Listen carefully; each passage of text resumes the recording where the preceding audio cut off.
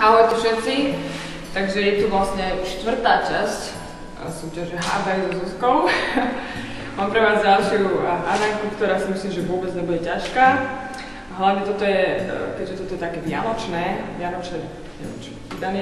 vianočné číslo tejto súťaže, kde sa súťaží o tieto 3 CDčka. Takže kto ich nemá, môže ich mať pod vianočným stromčekom. A otázka znie, koľko duetov som naspievala so skupinou I'm the Smile. Tak ideme na možnosti. 1, 2, 3, alebo žiaden. Takže skúste A, B, C alebo D. No a vyhodnotenie bude 12. decembra.